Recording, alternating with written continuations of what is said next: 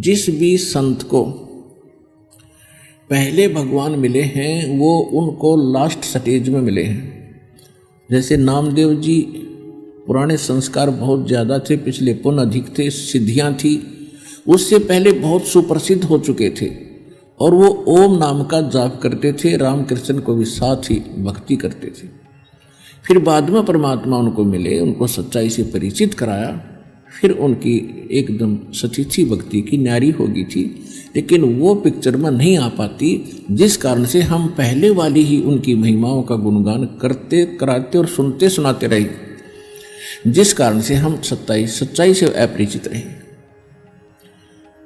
और भी बहुत से महापुरुषों को मिले हैं, आदरणीय हजरत मोहम्मद जी को मिले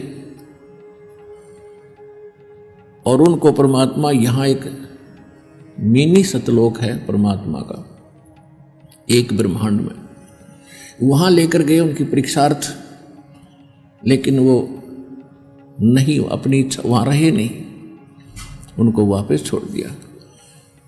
और भी बहुत से महापुरुष हैं जिनको परमात्मा मिले, उनको साथ लेकर के सचखंड गए।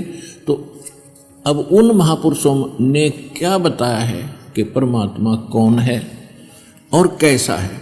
अब जैसा कि दास साहब को बता रहा है बार बार कि वेद भी यही बताते हैं कि परमात्मा सतलोक में रहता है, वहाँ से गति करके आता है, मनुष्य सदृश है, और उसी का समर्थन वो महापुरुष करते हैं जिनको परमात्मा मिले हैं। आदरणीय धर्मदास साहिब जी को परमात्मा मिले थे मथुरा के अंदर, और उस समय वो श्री कृष्ण श्री विष्णु जी के पुजारी थे।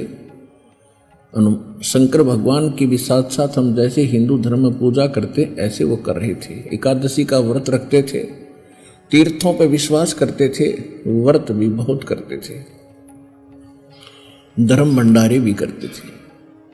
उनको परमात्मा मथुरा में मिले, उनको तत्व ज्ञान से परिचित कराया, और उसके बाद फिर भी उनकी समझ में नहीं आई तो फिर उनको सचखंड अपने सतलोक जहाँ भगवान निवास करते हैं, जहाँ हम सभी रहा करते थे, हम अपनी गलती से यहाँ आए हैं, उस स्थान पर लेकर गए। अब उसके विषय में धर्मदास जी ने परमात्मा की महिमा को कैसे सुनाया है। जैसे धर्मदास जी बार बार ज़्यादा विवाद करते थे, ज्ञान को समझने में देरी कर देते थे, क्योंकि सबके साथ ऐसा ही होता है। प्रथम बार जब इस ज्ञान को सुनते हो तो प्रत्येक को ऐसा लगता है जैसे ये कुछ अटपटा है और ठीक सा नहीं लगता।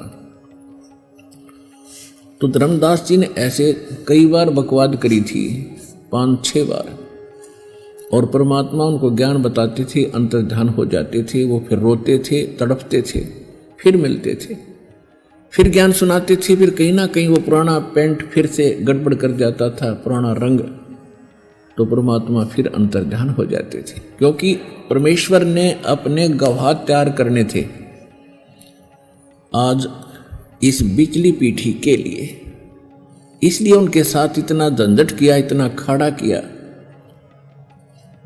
और फिर सतलोक लेकर गए, फिर उनको वापस छोड़ा।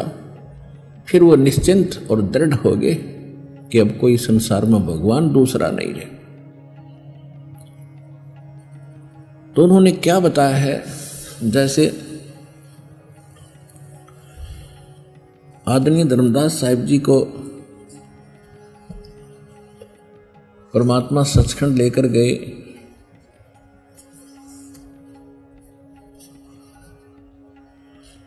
तो वहां जाकर के उन्होंने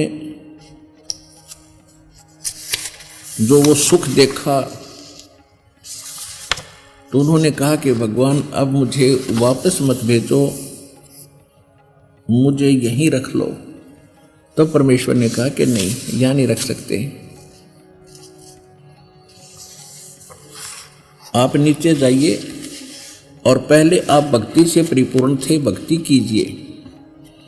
मैं ऐसा मंत्र दूंगा धर्मदास तुझे, ऐसा सतनाम दूंगा, सार नाम दूंगा कि आप शीघ्र ही भक्ति से धनी हो जाओगे और यहाँ आ जाओगे।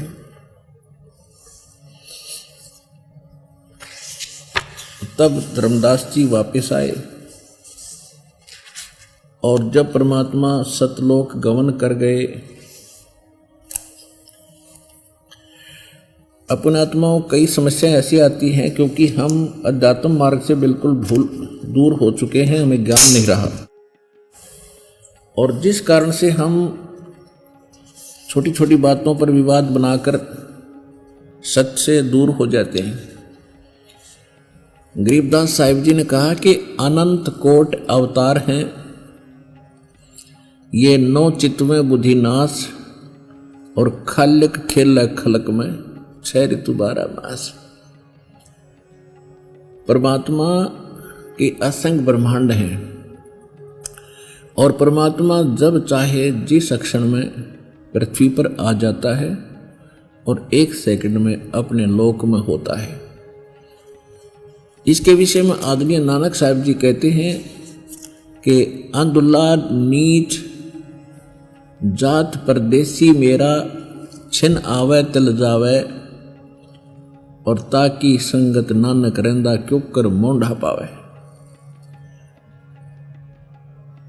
नानक साहब जी ने कहा कि खाई सूरत मुलुक की वेश, ए ठगवाड़ा ठगी देश, खरा सियाणा बहुता बार ये धानक रूप रहा करता। तो उसके विषय में ये कहा है कि वो परमात्मा ऐसा है, 1 सेकंड में तो मेरे पास बैठा दिखा है, दूसरी क्षण में मैं देखता हूं वो सतलोक जा चुके होते हैं। तो ऐसे कबीर परमेश्वर जी जब चाहे यहाँ आ जाते हैं, सहस्री रातें सहस्री चले जाते हैं। वैसे ये 21 ब्रह्मांड काल की जेल है और इस जेल में कैदी ही आ सकते हैं, लेकिन राजा के लिए कोई प्रतिबंध नहीं होता, वो किसी जेल में कभी जा सकता है और उन कैदियों को सुविधाएं देने के लिए। तो वो परमात्मा हमारे राजा हैं, हमारे मालिक हैं, वो कभी भी आ सकते हैं, कभी भी जा सकते हैं। तो यहां धर्मदास जी ने क्या बताया है, जब परमात्मा अंतर ध्यान हुए,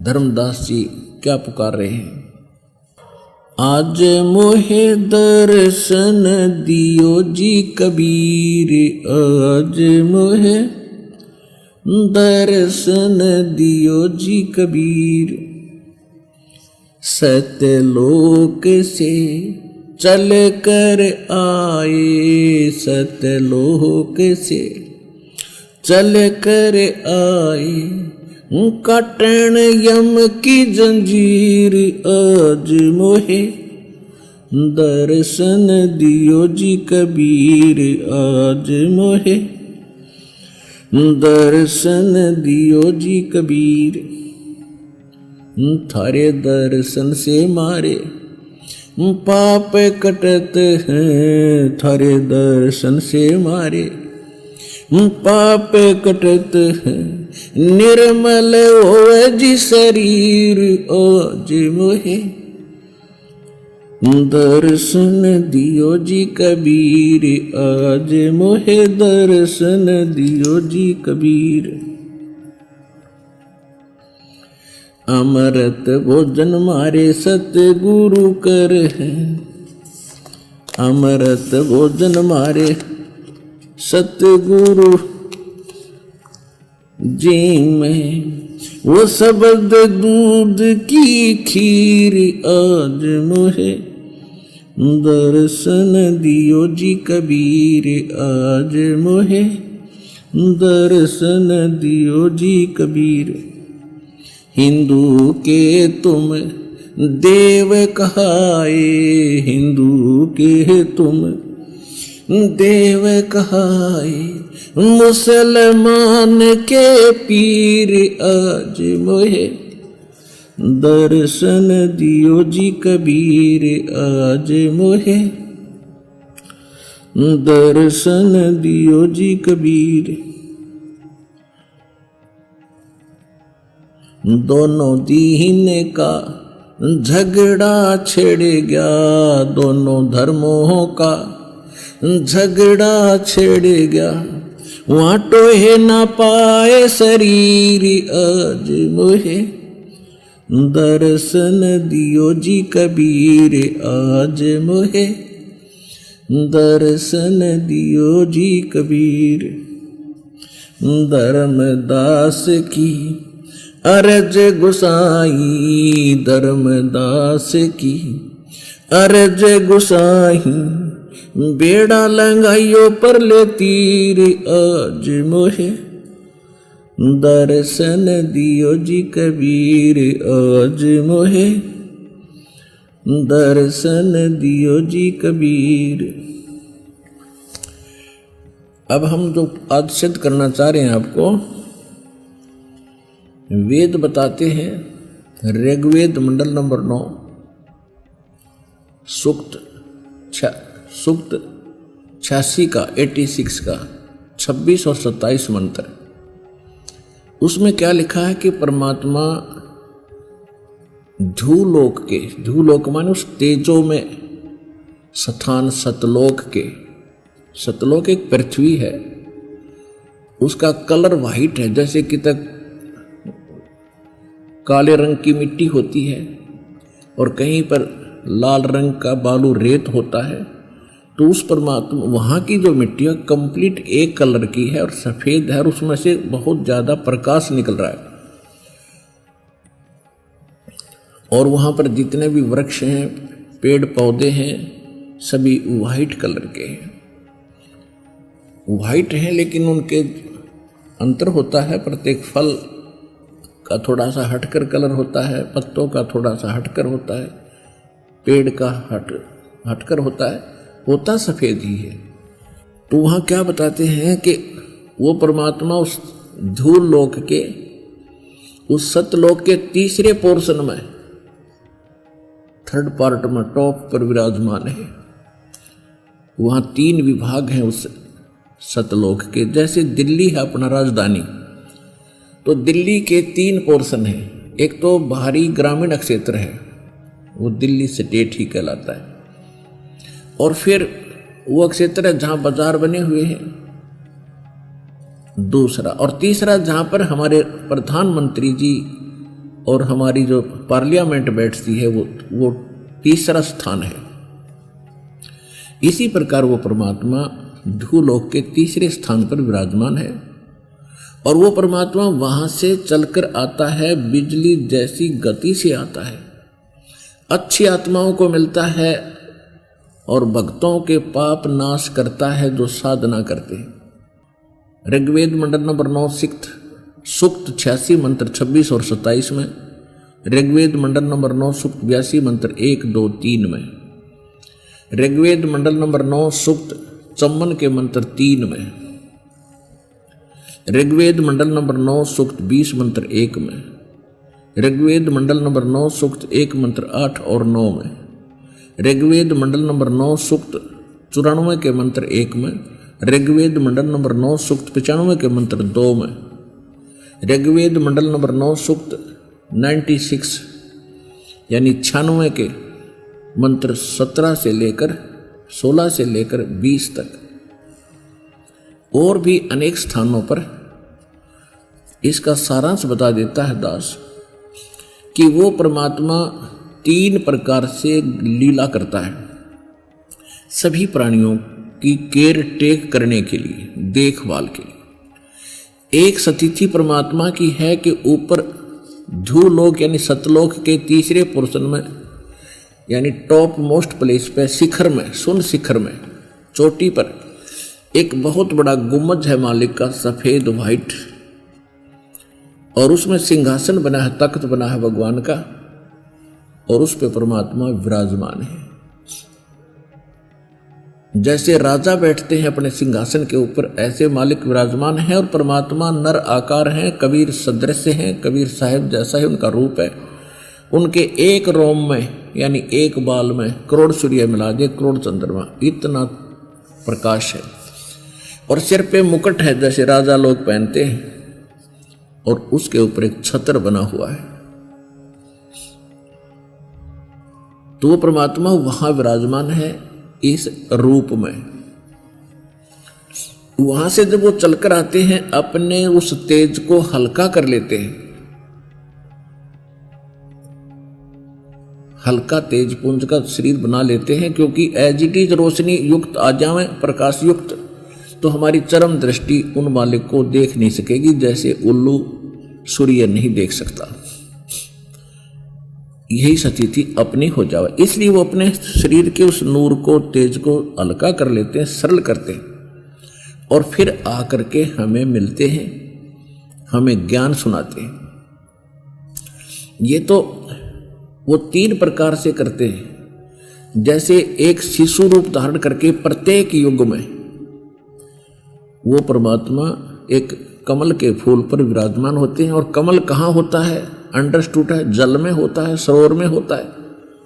जिस कारण से यानी परमात्मा सतलोक से चलकर आने के आकर कमल के फूल यानी जल के ऊपर विराजमान होने से यही कबीर भगवान नारायण उपमात्मक नाम से भी प्रसिद्ध होते हैं। आज तक हम नारायण मानते रहे श्री विष्णु जी को, जो शेष नाग की सैया पर लेटा हुआ है, और इसी को हम सत्यनारायण कहने लगे। चलो नारायण तो मान लें क्योंकि पानी के ऊपर बैठा है, लेकिन सत्यनारायण तो नहीं है। सत्यनारायण माने अविनाशी। और ये श्रीमद देवी भागवत सचित्र मोटा टाइप गीता प्रेस गोरखपुर से प्रकाशित उसके पृष्ठ नंबर 123 पर स्वयं स्वीकार करते हैं विष्णु जी, अपनी माता की स्तुति करते हैं दुर्गा की, कि हम आपकी कृपा से ही विद्यमान हैं। हमारा तो आविर्भाव माने जन्म, तिरोभाव माने मृत्यु होता रहता है, हम अविनाशी नहीं है। तो हम श्री विष्णु जी को सत्यनारायण मानकर उसकी कथा सुना और सुनते थे। सत्यनारायण का अर्थ है सत साहिब। साहिब माने भगवान, नारायण माने भगवान, और सत्य माने अविनाशी। नारायण शब्द का अर्थ क्यों बोला गया भगवान के लिए? क्योंकि नार माने जल होता है और आयन माने उस पर आकर विराजमान होने वाला, तो नारायण जल पर विराजमान होने वाले एकमात्र परमात्मा कबीर जी हैं। चारों युगों में आते हैं और चारों युगों में एक लीला ऐसी ही करते हैं, और वहां से कोई निसंतान को उठा ले जाती है परिवार, फिर वहां वो अपने परवरिश की लीला उनकी कंवारी गायों से होती है। कंवारी गायों का दूध पीकर भगवान लीला में शरीर से बड़े होते हैं। एक पूरा जीवन एक नागरिक, जेंटलमैन और अच्छा भक्त, अच्छा सतगुरु और अच्छे संत की वो भूमिका करके, और एक अच्छे नागरिक की कि अपना करके खावे और लेकर देवे, वो भी करते हैं। तो वो लीला भगवान स्वयं करके जाते हैं, हमारे लिए उदाहरण छोड़ जाते हैं, और अपनी वो सच्चिदानंद घन ब्रह्म की वाणी द्वारा अपने मुख कमल से बोल बोल कर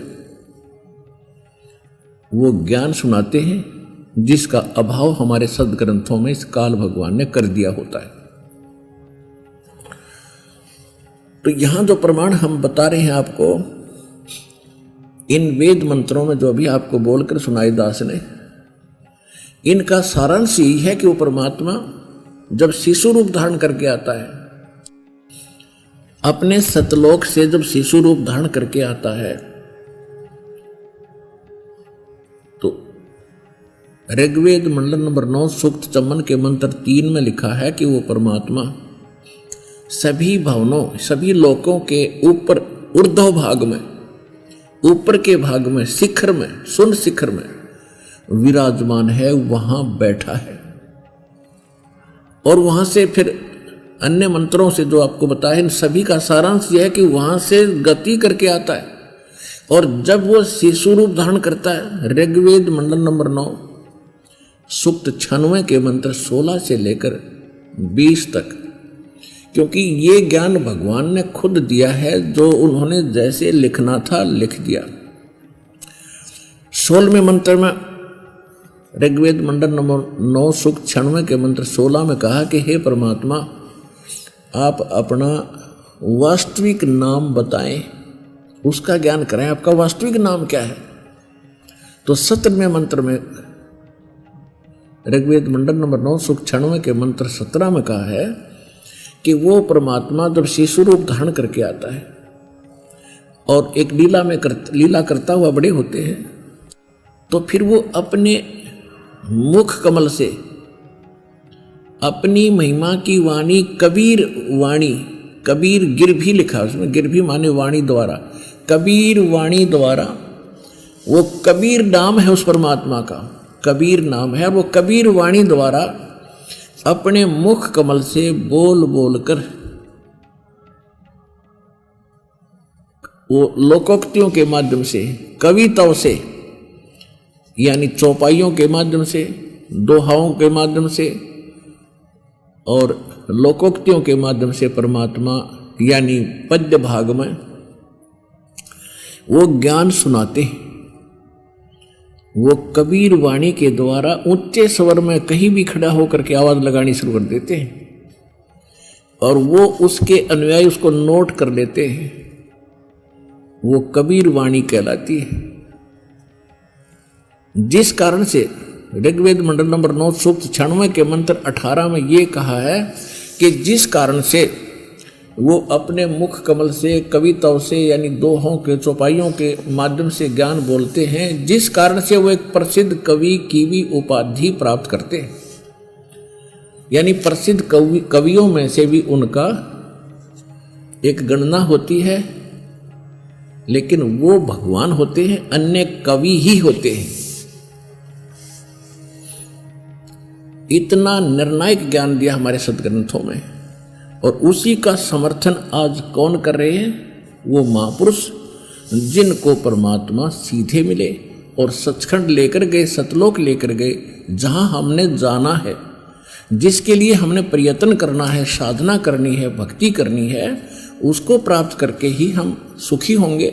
जैसे श्रीमद् भगवत गीता अध्याय नंबर 18 के श्लोक नंबर 62 में ये गीता ज्ञानदाता कहता है कि अर्जुन, कोई एक परम शक्ति है, पूर्ण सुखदायी है, शांतिदायक है, जो मेरे से अन्य है। इसलिए कह रहा कि अर्जुन तू सर्वभाव से उस परमेश्वर की शरण में जा, उसकी कृपा से तू परम शांति को और सनातन परम धाम को, शाश्वतम स्थानम, उस सतलोक को प्राप्त होगा।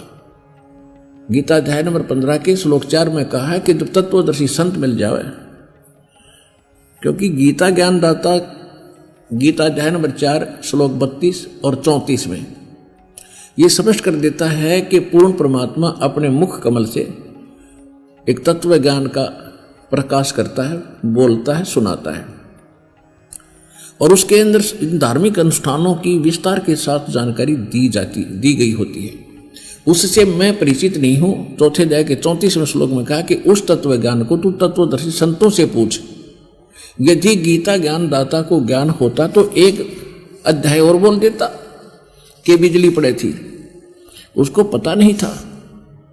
ऑप्शन छोड़ दिया कि तत्वदर्शी संत है, उस परमात्मा के गूढ़ रहस्य को जानते हैं, उनसे संपर्क साध, उनको विनम्र भाव से दंडवत प्रणाम करके प्रश्न पूछ, फिर वो तत्वदर्शी संत तुझे उस परमात्म तत्व का यथार्थ ज्ञान बताएंगे। तो 15वें अध्याय के 4थे श्लोक में श्रीमद् भगवत गीता में कहा कि जब तत्वदर्शी संत तुझे मिल जाए, उस तत्व ज्ञान रूपी शस्त्र के द्वारा इस अज्ञान को हटाकर काट के उसके पश्चात परमेश्वर के उस परम पद की खोज करनी चाहिए, जहां जाने के बाद साधक फिर लौटकर कभी संसार में नहीं आते। और जिसने सभी ब्रह्मांडों की रचना की है, यानी संसार रूपी वृक्ष की प्रवृत्ति जिससे विस्तार को प्राप्त हुई है, और केवल उसी की भक्ति कर और किसी की नहीं, मेरी भी भक्ति त्याग दे। अब ये अपनी स्थिति बताता है गीता ज्ञानदाता दूसरे अध्याय के 12वें श्लोक में, चौथे अध्याय के 5 और 9 श्लोक में, और 10वें अध्याय के 2 श्लोक में कि कहता है कि अर्जुन, मेरे और तेरे बहुत जन्म हो चुके हैं, आगे भी होंगे और पहले भी हुए हैं, और उनको तू नहीं जानता, मैं जानता हूं। मेरी उत्पत्ति को ना तो देवता जानते, ना ब्रह्मा विष्णु महेश जानते, ना ऋषि जानते, क्योंकि ये मेरे से उत्पन्न हुए। तो पिता की उत्पत्ति को पुत्र संतान नहीं बता सकते, पुत्री नहीं बता सकती। कौन बताएगा? दादाजी बताएगा, जो पिता का पिता बताएगा।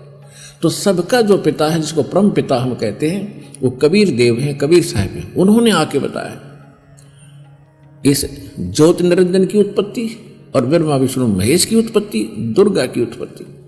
आज तक विश्व में कोई बताने वाला नहीं था।